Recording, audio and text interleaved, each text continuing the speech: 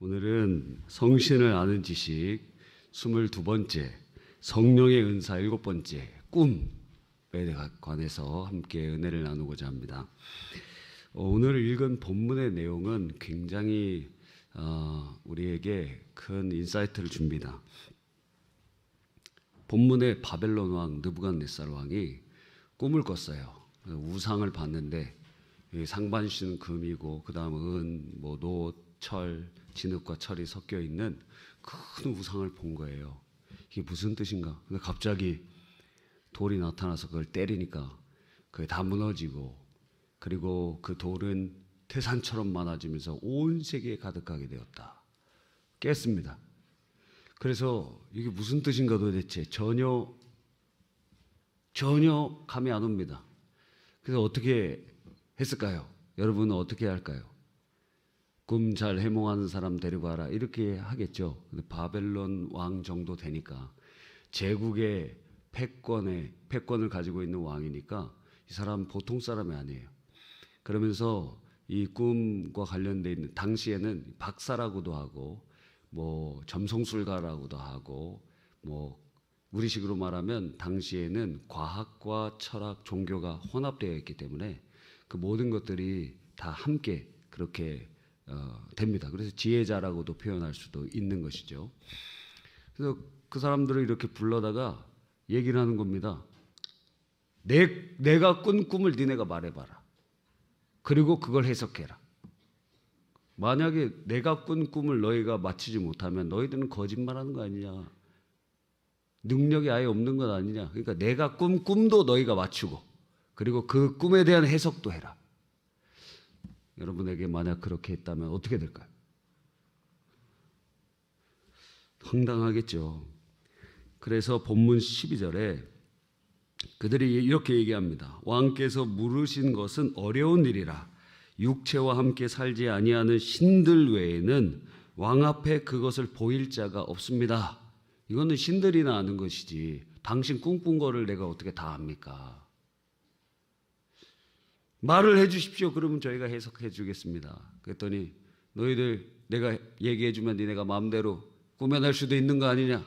내 꿈을 내가 본 거 내가 너희한테 말하지 않아도 너희가 확실히 알아가면 너희가 내 꿈도 해석을 할 줄 아는, 정확히 해석할 줄 아는 것을 내가 믿겠다. 이렇게 변명을 보이니까 왕이 화를 내는 것입니다. 진노하면서 12절 13절에 왕이 이로 말미암아 진노하고 통분하여 바벨론의 모든 지혜자들을 다 죽여라. 이거 다 쓸데없는 놈들 아니었나? 맨날 우리가 전쟁 나가기 전에 그 지혜자들 불러다가 하늘의 뜻이 무엇이냐 이렇게 물어보고 기륭화복을 점쳐보고 다 해봤는데 이거 다 거짓말장이들 아니었나? 다 죽여버려 하고 그렇게 얘기를 하는 거예요. 이야, 대단하죠. 대단한 사람이라고 할 수 있습니다. 느부갓네살이. 잔혹하기도 하고. 근데 그 지혜자 그룹 중에 누구도 있었냐면 다니엘과 세 친구도 있었다는 거예요. 그래서 다니엘과 세 친구도 죽이려고 찾아왔습니다. 하나님께서는 이런 절체절명의 위기, 사람들이 많은 수들이 다 죽어갈 수밖에 없는 위기 가운데 하나님께서 다니엘에게 느부갓네살이 꾼 꿈을 똑같이 보여주시고, 그리고 그것을 해석할 수 있도록 은혜를 주신 것입니다. 그래서 다니엘과 세 친구 살게 되었고, 그리고 다른 지혜자들도 다니엘 덕분에 살게 되는 그러한 역사가 일어나게 되는 것입니다. 이처럼 다니엘은 꿈에 대해 꿈을 꾸기도 하고, 다니엘서 7장 1절에 보면 이렇게 표현되어 있어요. 다니엘이 그 침상에서 꿈을 꾸며 머릿속으로 환상을 받고 그 꿈을 기록하였다. 이렇게 되어 있거든요. 그러니까 또 다른 마태복음에 보면 다니엘을 가리켜서 선지자라고 칭해주고 있거든요. 그래서 이 꿈을, 다니엘은 선지자였는데 꿈을 꾸고 그 꿈을 통해서 하나님이 주시는 환상을 보았고 메시지를 들었고 뿐만 아니라 해석할 수 있는 능력까지도 받았다 하는 것을 우리는 보게 됩니다. 그래서 이 하나님의 메시지를 다니엘은 꿈과 관련된 은사를 받은 것이라고 우리는 볼 수 있습니다. 그럼 꿈과 예언은 어떤 관계를 가지고 있느냐? 조금 이따 더 말씀드리려고 하는 것입니다. 이후에 자신의 꿈을 통해서 하나님이 주신 꿈을 통해서 하나님의 메시지를 계속 받고 그리고 이 다니엘은 말세에 이루어질 일들에 관한 그 메시지를 많이 받게 됩니다. 또 왕들의 꿈을 계속 해석해 주기도 하는 것이죠. 자, 그렇다면 꿈은 무엇입니까? 자, 오늘 교회 오기 전에 꿈 꾸신 분, 꿈! 나 오늘 꿈 꿨다. 네. 자, 한 분밖에 없으세요? 예, 많이 계십니다. 좋은 꿈, 나쁜 꿈. 네, 좋은 꿈, 나쁜 꿈이 뭘까요? 자, 꿈은 도대체 무엇이냐? 선대 목사님 성령론 2권에 이렇게 기록을 해놨어요. 꿈이란 수면 중에 나타나는 정신 현상이다. 그런데 이 수면 중에 나타나는 정신 현상 가운데 세 가지 주체가 이 꿈에 개입을 하는 거예요. 첫 번째는 자기 자신입니다. 자기 자신, 인간에 의한 꿈, 우리의 무의식적인 어떠한 발현들, 이런 것들이 나오는 경우들이 많이 있어요. 어떤 그 뇌과학에서는 꿈에 대해서 해석할 필요가 없다 이렇게 얘기해요. 왜냐하면 꿈은 뇌의 어떤 한 부분이 활발하게 작동한 그러한 결과물일 뿐이다. 뇌의 그냥 움직임의 결과일 뿐이다.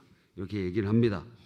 보통 이 정신건강의학과 전문의 김인수 씨가 쓴 글에 보면 우리들은 보통 하루에 4가지에서 5가지 정도 꿈을 꾸는데 그 중에 기억나는 것은 렘수면 상태에 있을 때 꾸는 꿈이다 하는 거예요. 보통 수면이 4단계로 진행이 되는데 그 중에 하나로 90분에서 120분 주기로 일어나는 상태, 렘수면 상태라고 하는 거예요. 그것만 기억이 보통 난다고 하는 것입니다.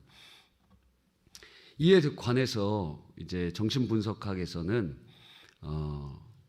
몇 가지로 이 꿈을 분석합니다. 프로이드 같은 경우에는 기본적으로 무의식에 억압된 소망 혹은 욕망이 표출되는 장소다. 그렇게 표현을 합니다. 그래서 꿈은 반대된다 뭐 그런 얘기 있잖아요. 그래서 그런 욕망 그리고 소망 그런 것들이 꿈속에서 표출되고 그래서 그것을 통해서 해소되고 뭐 그렇다고 보는 겁니다. 저도 정신분석학을 전공한 건 아니니까 참조해서 그냥 말씀을 드리는 거예요. 예를 들면 이겁니다. 여러분이 그 꿈속에서 사막을 가다가 목이 너무 말라갖고 목이 말릅니다. 너무 말라갖고 거기서 물을 먹었어요. 그래서 갈증이 해소됐습니다. 자, 이거는 뭐 어떤 꿈일까요? 예. 그 사람이 잠잘 때 자기 전에 짜는 걸 많이 먹었어요. 엄청 많이 먹었습니다. 그러면은 수분이 막 필요한데 그러려면 어떻게 해야 되죠? 잠에서 깨어나서 물을 먹어야 된단 말이에요. 근데 꿈에서는 그 잠을 잘 재워주기 위해서 꿈속에서 현상과 반대되는 거. 그러니까 물을 먹도록 해서 그 욕망을 충족시켜준다. 하여튼 그렇다고 합니다. 예. 잘 몰라요 저도. 예. 참조해서 얘기합니다. 그런데 만약에 이런 경우가 있죠. 여러분 중에 누군가 미운 사람이 있어요. 저 사람 제거해버리고 싶다. 죽이고 싶다.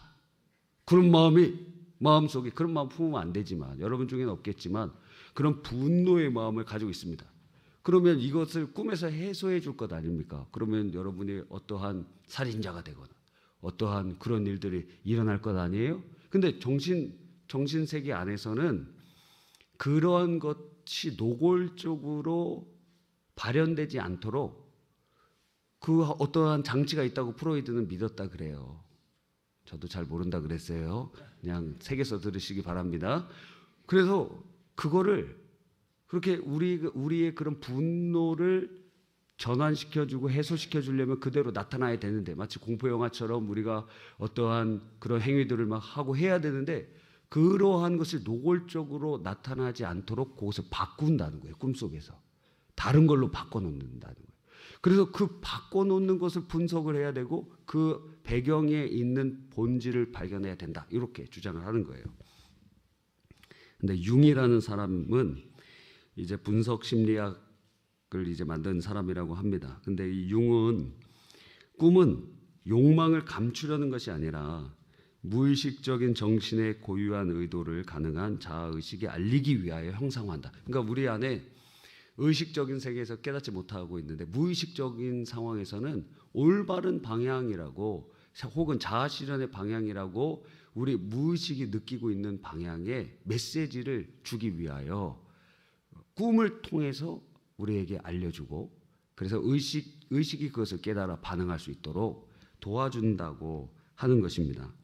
그래서 여러 번 반복해서 꾸는 꿈들은 반드시 자아의식이 알아차려야 할 내용들을 말하고 있다는 거예요. 그래서 꿈은 그러한 맥락에서 현재적인 심리 상태를 반영하고 있고 또한 이 어디로 가야 될지를 지금 꿈을 통해서 말해줄 수도 있다. 그래서 융은 이 프로이드와는 좀 다른 그러한 해석을 보고 있는 것입니다. 이 정신과 의사 김인수는 그래서 개인이 꿈을 분석할 수 있다라고 간단하게 할 수 있다라고 그렇게 얘기를 해요. 그래서 노트를 침대 옆에다 놓고 잠에서 깬 즉시 꿈을 구체적으로 적는 겁니다. 그래서 어떤 일들이 있는지 디테일하게 쭉 적어가요. 그리고 거기에 느껴지는 감정까지 내가 느꼈던 감정들까지 다 적습니다. 그 다음에 두 번째 단계는 무엇이냐면 그 꿈을 연상하는 거예요. 연상. 꿈을 떠올리면서 연상되는 것들을 또 적어보는 겁니다. 세 번째는 꿈의 이미지들과 나의 내면을 연결해 봅니다. 꿈에 보이는 것을 그대로 연관시키는 것이 아니라 요거는 도대체 뭘 상징하는 것일까? 이것이 왜 나타날 것인가? 이게 예를 들어서 A라는 사람이 나타났으면 그 A라는 사람에 초점을 맞추는 게 아니라 이것은 상징으로 보면서 이게 내 내면 안에 있는 무엇이 투명되어 있는 것인데 이게 무슨 의미일까? 하면서 그런 것을 생각해 보는 겁니다. 다른 사람에 대한 게 아니에요. 자기를 살펴보는 거예요. 네 번째는 이제 꿈을 해석하는 것입니다. 그래서 내가 스스로 이 무의식의 상징적인 형태들이 납득이 된다면은 뭐 잘 되는 방향으로 해석하고 있다라고 합니다. 마지막으로 다섯 번째로 꿈을 구체화시켜 보는 거예요. 꿈을 해석하고 나서는 그것을 삶 속에 꿈 일기나 꿈 내용을 그림으로 만들어 보면서 그렇게 한다는 것입니다. 주의할 점은 꿈을 분석할 때는 섣부른 판단이나 추측이나 그런 것을 경계해야 된다. 그분이 어떤 신문에다 쓴 글을 제가 인용해서 한번 말씀해 드린 겁니다. 관심이 많으신 것 같아요. 또 어떤 사람들은 이 꿈도 훈련해서 꿀 수 있다. 이렇게 얘기하는 사람도 있어요. 한 6개월 정도 훈련하면은 자기가 원하는 꿈 다 꿀 수 있다. 이렇게 얘기하는 사람도 있습니다. 하여튼 우리가 꾸는 꿈이에요. 우리가 우리의 내면이든 우리의 무의식이든지 하여튼 우리의 정신 상태 안에서 꿈꿔집니다. 예를 들어 여러분 꿈 많이 꾸시는 분들은 자기 전에 본 영화가 꿈속에서 나타나기도 하고, 그죠? 그리고 그날 힘들었던 일들이 있으면 그게 막 반복되기도 하고, 또 어떤 애들은 보니까 재밌는 꿈을 꾸고 깼어요, 갑자기. 그러더니 나 다시 꿈꾸러 갈래. 그러고 다시 자는 애들이 있어요. 어떤 사람은 실제로 이어서 꿈을 꾸는 사람들도 있는 것을 보게 됩니다. 그러니까 우리의 정신 상태와 뭐 무의식이나 이런 것과 관련되어 있는 우리 안에서 우리 내면에서 일어나는 인간으로 주체가 인간이에요. 그래서 그 인간의 주체로 된 꿈이 있다. 두 번째는 이 마귀가 주는 꿈이 있습니다. 마귀가 영적 세계에 이 꿈을 통해서 역사하는데 그러면 예를 들어 우리 선대 목사님 그 간증을 얘기하자면 그 시골에서 이렇게 잠을 자고 있어요. 근데 잠을 잘 때마다 이게 꿈인지 생시인지 모르는데 어떤 소복 입은 여자가 머리를 이렇게 치렁치렁 이렇게 해갖고, 저는 대학교 가기 전까지 머리 긴 여자들을 별로 좋아하지 않았어요. 그 치렁치렁한 여자가 이렇게 막 쳐다보면서 눈을 떠보면 화들짝 놀라는 거예요. 그런데 어떤 현상이 일어나냐면 이 바닥이 위로 올라갔다 내려갔다 올라갔다 내려갔다 계속 그러는 거예요. 그러니까 그리고 소리가 들리는데 누가 꽹가리를 이렇게 막 치는 거예요. 계속 밤새도록 꽹가리를 막 치는 거예요. 잘 수 있어요? 못 자요? 근데 그게 꿈인지 생신인지 구분이 안 가는 거예요. 근데 그게 하루 이틀 열흘 30일 뭐 몇 달 동안 그렇게 계속되면 어떻게 될까요? 미치거나 아니면 살이 완전히 막 다 쇠약해져 갖고 신경쇠약으로 망하고 그렇게 되는 거예요. 그러면 자, 그런 상태였어요. 그럼 어떻게 하면 될까요? 이거는 무슨 꿈이에요? 내 내면의 꿈입니까? 아니면 뭐 하나님 주신 꿈입니까? 이거는 사탄의 역사죠. 이거 분명하죠. 그러면 어떻게 대항하죠? 예수의 이름으로 대항하는 거예요. 싸우는 거예요. 밤에 잠을 자야 되는데 그게 아니라 싸우는 거예요. 예수님의 이름으로 명하는 이 더러운 귀신아, 떠나가라, 물러가라. 막 싸우는 거예요. 계속 싸우는 거예요. 왜? 우리의 힘으로는 어떻게 할 수가 없으니까. 그러나 모든 이름을 예수의 이름에 이렇게 꿇게 하셨기 때문에 예수의 이름으로 명령할 때 마귀 사탄 까불지만 떠나갈 수밖에 없어요. 그러니까 계속 싸우는 거예요. 예수 그리스도의 이름으로 명하는 이 더러운 귀신아, 떠나가라. 그래서 어느 날 그 현상이 싹 사라져 버린 거예요. 편안하게 잠을 잘 수 있겠죠. 그러면서 임한 게 무엇이냐면 축사의 은사가 임하는 거예요. 그러니까 하나님께서 귀신에 대항하고 물리치고 그러기 위해서 하나님께서 트레이닝 해주신 거예요. 귀신의 역사를 이제 두려워하지 않게 되고 예수의 이름으로 물리칠 수 있는 확실한 그러한 권세들이 임하게 되는 거예요. 여러분, 그래서 이 마귀가 주는 꿈은 하여튼 기분이 나쁩니다. 환경이 천국에 와 있어요. 야, 여기 천국이래. 근데 기분이 나빴겠는데 그건 천국이 아니에요. 마귀에게 속은 거예요. 야, 여기 굉장히 좋은 곳에 막 갔는데 기분이 나빠. 기분이 정서적인 안정감이 주어지지 않아요. 그건 마귀가 주는 꿈일 확률이 높습니다. 좋은 꿈처럼 보여도 개운하지가 않고 제일 중요한 것은 성경의 원칙에 맞지가 않는 것입니다. 마귀가 꿈으로 우리를 공격하기도 하고 어떤 꿈 속의 인물로 나타나기도 하고 그리고 여러 상황들을 보여주기도 합니다. 보통의 경우 이제 개종을 하고 예수 믿기로 하고 결심하고 회심하고 이제 제사를 끊고 주님 앞에 온전히 헌신하려고 하는 사람들에게 이런 현상들이 한두 번씩 나타납니다. 여러분도 예수 믿고 나서 그런 현상 나타나 보신 분? 할아버지나 뭐 돌아가신 부모님 나타나셔서 아무개야 아들아 딸아 내가 배가 고프다 이런 비슷한 꿈 꿔보신 분 없으세요? 예? 아무도 없으시네요. 예, 있어요 이런 사람들이. 그리고 그런 꿈 꾸는 거예요. 마귀 역사가 사람으로 나타나는 거예요. 사람으로 나타나서 아버지로 나타나요. 아버지 너 어떻게 나한테 이렇게 오늘 어버이날 어버이 주일인데 너는 어떻게 나한테 이렇게 불효막심하냐? 제사도 안 드리고 이렇게 불효막심하냐? 이렇게 나타날 수 있다는 거예요. 아버지예요, 아니에요? 한 번 죽는 것은 정하신 것이요 그 위에는 심판이 있으리니 천국과 지옥으로 그 영혼이 가게 되는데 뭐 갑자기 나타났어요? 그거는 성경적이지 않기 때문에 그거는 부모님의 영이 아니고 사탄의 영이라는 것을 우리는 알 수 있는 것입니다. 세 번째는 하나님이 주시는 꿈이에요. 하나님께서는 성도들에게 성령을 통하여 꿈으로 역사하실 때가 상당히 많이 있습니다. 자, 예수님의 육신의 아버지 요셉에게 자 어때요? 막 흔들리는 마음이 있으니까 꿈을 통하여 하나님께서 그에게 여러 번 말씀해 주셨어요. 꿈을 통해서. 우리의 하나님께서는 꿈을 통해서 우리의 영적 상태를 보여주시기도 하고 여러분이 자신이 이렇게 보이는데 예를 들어 스가랴서에 나오잖아요. 스가랴서에 보니까 당시의 대제사장이 여호수아라는 이름을 가지고 있는 대제사장이었습니다. 근데 옷은 에봇을 입고 정결한 옷을 입었는데 관을 씌우지 않은 거예요. 그 옷이 굉장히 더러워. 제사장은 정결한 옷을 입고 있어야 되는데 말입니다. 그래서 주님께서 그를 여호수아 제사장을 정결하게 만드시는데 아직 그 제사장이 써야 될 그 모자를 못 쓰고 있는 것입니다. 그랬더니 선지자가 얘기를 하는 겁니다. 저기 모자도 씌워 주십시오. 그 모자에는 여호와께 성결이라는 글씨가 써여 있어요. 원래 제사장의 모자에는.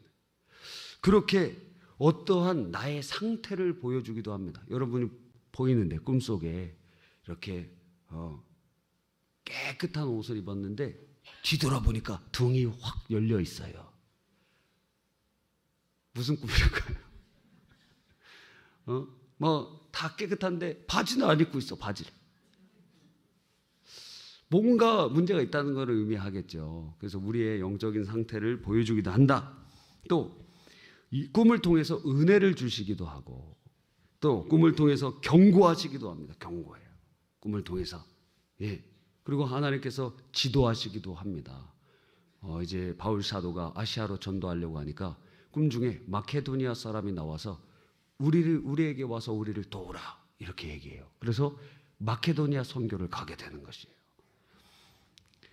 또 미래를 보여주시기도 하고 우리를 인도하시기도 하는 것입니다. 하나님의 주시는 꿈은 선명하고 분명하고 성경적이고 거룩하고 기분이 좋으며 잊어지지 않습니다. 근데 여러분이 아주 이건 하나님 주신 꿈이라고 생각하는데 잊어버렸어. 하나님 주신 꿈이 아니에요. 하나님 주신 꿈은 안 잊어버려요. 안 잊어버려요. 잊어버리면 똑같은 꿈을 다시 한번 꾸도록 인도해 주시기도 하는 것입니다. 그러면 꿈은 은사일까요? 꿈은 그러면 꿈이라는 독립적인 은사일까? 아니면 예언의 범주에 들어갈까? 우리는 질문해 볼 수 있죠. 꿈을 통해서 하나님께서는 자기 자신을 보이시고 미래를 보이시고 하나님의 말씀을 주시기 때문에 예언과 굉장히 유사하죠. 마태복음 24장 15절에 꿈의 은사가 있고 꿈을 해석할 수 있었던 다니엘을 선지자라고 표현하고 있는 것을 보니까 이 꿈도 예언의 한 파트로 그렇게 구분해도 큰 문제는 되지 않을 것 같다. 그러나 꿈이라는 것이 굉장히 독특하기 때문에 그리고 굉장히 많은 사람들에게 나타나기 때문에 우리가 분류해서 주목해 볼 수 있다라고 할 수 있는 것입니다. 자, 그렇다면 꿈의 은사는 누가 받을까요? 꿈은 누구나 꿀 수 있다는 장점을 가지고 있습니다. 꿈은 누구나 꿀 수 있어요. 그러나 꿈의 은사는 누구나 받는 게 아닙니다. 굉장히 중요한 것이죠. 이 꿈의 은사를 받은 대표적인 사람이 일시적으로는 나타날 수 있어요. 여러분에게 일시적으로 하나님께서 말씀해 주실 수도 있어요. 근데 그걸 은사라고 하지 않아요. 은사는 계속적이고 반복적으로 하나님께서 사용하시는 거예요. 대표적인 사람이 누굽니까? 요셉 그리고 다니엘. 이 두 사람이 반복적으로 그리고 그는 꿈을 꿀 수도 있었고 그리고 해석할 수도 있었던 그러한 은사를 받았던 사람이라고 할 수 있습니다. 그러면 꿈의 은사의 중요한 기준으로 삼아야 되는 것은 무엇이냐? 첫 번째, 모든 은사는 교회의 덕을 세우기 위하여 주셨다. 방언을 제외하고는 방언은 자기의 덕을 세우도록 하나님 우리에게 주셨고 그런데 모든 은사는 다 교회의 덕을 세우기 위하여 주신 것입니다. 만약 꿈의 은사를 받았는데 교회의 덕이 되지 않는다면은 어때요? 망하는 것입니다. 그거는 하나님 주신 은사가 아니에요. 그리고 꿈은 누구나 꿀 수 있기 때문에 여러 가지 근원을 가지고 있다 그랬죠. 주체가 크게 세 주체잖아요. 내가 꿀 수도 있고 마귀가 줄 수도 있고 하나님이 주실 수도 있기 때문에 여러분이 꾼 꿈이 모두 다 영적인 꿈이 아니라 이거예요. 그런데 그걸 가지고 오늘 자동차 타고 갔는데 좋은 외제차로 바꿔 탔다. 그러고 딱 깼어요. 로또 사야 되나? 막 이러는 거예요. 이거 영적인 꿈 아닌가? 목사님 전화해갖고 문자 보내갖고 오늘 제가 뭡니까? 티코 타고 있었는데 벤츠로 바꿨습니다. 이거 무슨 꿈입니까? 하나님께서 내게 무슨 말씀을 해주신 겁니까? 그런 일 하지 말라 이거예요. 여러분 꿈이 다 영적인 꿈이 아니다 이거예요. 영적인 꿈이 아니다. 세 번째, 꿈으로 하나님께서 말씀하신 것을 분별하기 위해서는 반드시 성경적이어야 된다. 성경을 통해서 분별해야 된다는 것입니다. 성경의 원칙이 아니고 여러분이 오늘 꿈 꿨는데 도서관에 가서 꿈의 몽책 막 이런 거 갖다가 오늘 내가 돼지 꿈 꿨으니까 오늘 뭐 복권을 사야 되겠다. 그렇게 하는 거 아닙니다. 성경의 원리에 맞아야 돼요. 성경적인 원리에 맞지 않으면 전부 거부해야 돼요. 전부 다 거절해야 돼요. 네 번째로, 하나님의 주신 꿈이 분명하다면, 하나님이 그 꿈을 통해서 우리에게 메시지를 주신 것이라면 거기에 대해서 우리는 순종해야 됩니다. 그 메시지에 우리 회개를 촉구하고 계시다면 회개해야 되고, 기도를 요청하고 계시다면 기도해야 되고, 기록을 요청하신다면 기록해놔야 돼요. 다섯 번째로, 꿈은 영적인 수준이 높아서 꾸는 것도 아니고 하나님께서 주권적으로 역사하십니다. 꿈은 심지어 하나님께 저주받았던 사울도 꾸었어요. 꿈은 예언을 하기도 했어요. 사울도. 또 아비멜렉이라는 왕, 이방왕의 이방왕. 그런데 아브라함에 처했던 사라를 데려가잖아요. 아브라함은 두 번 부인을 팔았는데 한 번은 애굽에서 팔았고 두 번째는 이 아비멜렉에게 팔았어요. 나쁜 놈이에요, 나쁜 놈. 예, 부인 팔아서 부자 된 자가 가장 이렇게 본받지 못해야 될 가정사를 가지고 있는 사람 중에 한 명이 아브라함이라는 거예요. 예, 그런데 하나님 그런 사람을 믿음의 조상으로 삼아주셨어요. 역설이죠.